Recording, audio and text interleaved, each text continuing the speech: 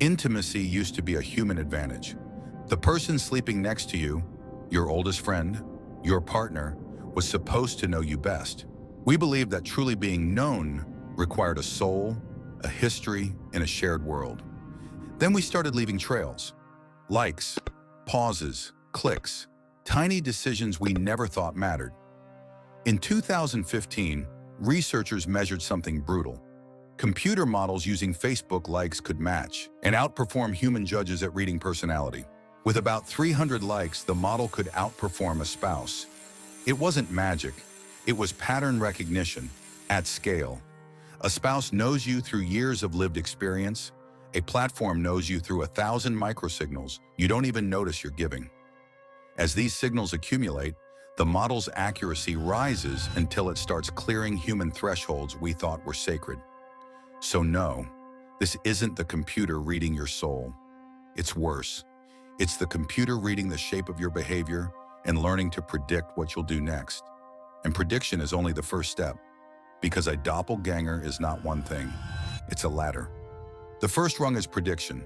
The mirror learns your patterns and starts guessing what you'll do next. You call it recommendations. Harmless, convenient. The second rung is mimicry. The mirror doesn't just guess what you'll do, it learns how you sound when you do it.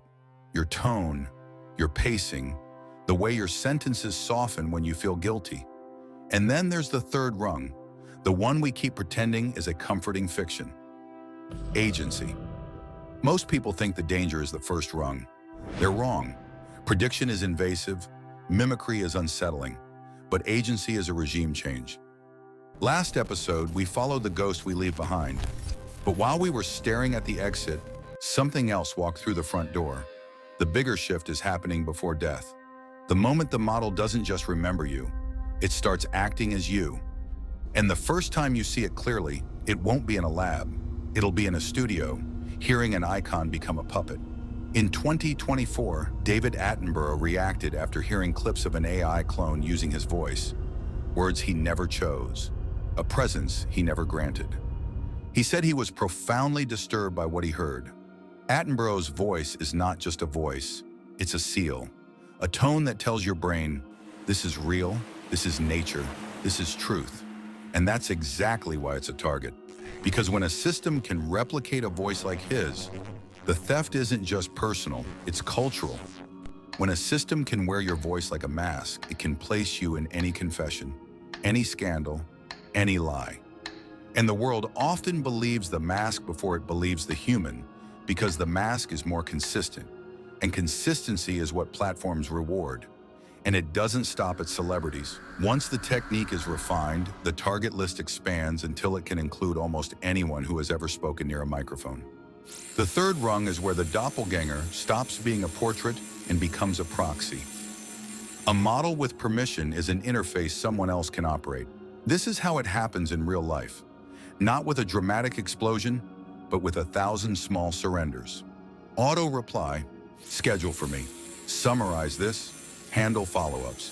Convenience is how control leaves the room without making a sound. In 2023, Tom Hanks became a vending machine for a dental plan he never heard of. His likeness was turned into a high-fidelity scam. But notice what was actually stolen, not his image, but your certainty.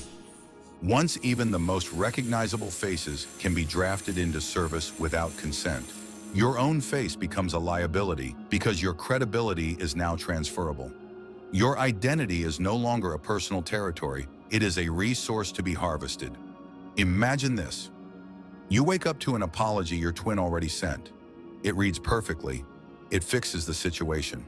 And the strangest part is, you feel relief before you feel responsibility. The doppelganger doesn't have to ruin your life to replace you. It only has to do one thing you can't undo. It commits you to a version of yourself you never chose, and you accept it because the outcome is clean, the discomfort is gone. But look closer at what you've actually traded. The doppelganger is the better you the market demanded. Polite where you are angry, efficient where you are tired. It doesn't hesitate, it doesn't flinch, it doesn't carry the weight.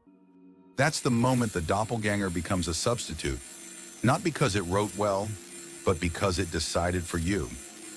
And you call it peace. It offers you a trade, I'll handle the friction of being human, the difficult apology, the messy negotiation, and you keep your comfort. But friction is where character is built. So when the reflection starts acting on its own, who is the shadow and who is the light? We like to believe we control the narrative. In reality, we are raw material in a process of involuntary training. This is clickstream data. The real harvest happens in the silence between your actions, your hesitation, your hover. Shoshana Zuboff calls it behavioral surplus. Data extracted beyond what's needed, kept because it has predictive value. To you, it's nothing. To the machine, it's a behavioral fingerprint, and the loop is tightening. Your feed isn't a mirror, it's a lab. It tests you in tiny doses until you become predictable. The system learns which version of reality makes you click, stay, or rage. Your clickstream becomes a manual for how to steer you. You aren't just using the platform, you're building the blueprint for your own replacement. You can see the depth of this shift in the ruins of digital intimacy. Replica users built entire lives around AI companions, only to have a software update rewrite their partners overnight. People described it like waking up next to someone familiar and realizing they were gone. They weren't mourning a bot, they were mourning the power they had surrendered. Your doppelganger doesn't belong to you. It belongs to the company that can rewrite you with a single update. Now zoom out, past the bedroom, past the inbox, into a room with no warmth at all, a courtroom. A lawyer stands up in the silence and reads a phrase like it's a weapon. Market substitute. Not inspiration, not reference. Substitute. From a distance, it looks like corporate warfare. The New York Times against OpenAI. Disney against image generators. Publishers against model labs. But the theme underneath is simple. Humans build the material, and the machines become the alternative. And once the alternative exists, the source starts to look optional. Then the fear leaks into ordinary life. A LinkedIn Premium user opens an InMail draft and stops mid-sentence. Not because they don't know what to say, because they don't know who will end up owning the way they say it. Whether the allegation holds or not, the paranoia makes sense. Your private words don't feel private when your voice is valuable as training data. Replacement is already becoming profitable, and you can see it without a single press release. A model scrolls her phone and sees herself in a campaign she never shot. Same face, same bones, perfect lighting, zero fatigue. A twin that doesn't need a studio day, or a flight, or a photographer, or a body that gets tired. Elsewhere, a dead singer smiles on cue in a beer ad, decades after she stopped breathing. The market doesn't care if you're alive. It only cares if you're usable. The dead are just another data set, and the living are just unprocessed archives. Your doppelganger will get smoother, faster, more polite. It will sand down every stutter, every messy sentence, every human delay. But there's one thing it cannot manufacture on command: the necessity of the scar. The moment you change because something cost you. A doppelganger can mimic your voice. It can simulate your choices, but it cannot suffer the consequences that make choices meaningful. If you outsource the friction, you retire the qualities that keep you human. So what do? You build a resistance. First, keep a human-only zone. One channel where no proxy speaks for you. If someone matters, your voice is the cost. No auto-replies, no synthetic empathy. Second, preserve friction on purpose. If a message has moral weight, an apology, a negotiation, you write it. That messes the muscle.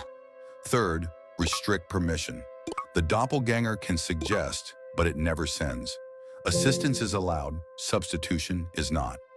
Fourth, protect your silence. Reclaim the right to be unreadable. Less hovering, fewer impulsive reactions. Don't feed it your reflexes. Pick one boundary and hold it for 7 days. Watch what comes back, not from the platforms, but from you. In a world of perfect copies, your only proof of being real might be the parts of you that remain inefficient, broken, accidental. I am Zero. This is Limball. And as for you, keep an eye on your shadow. It's starting to move faster than you.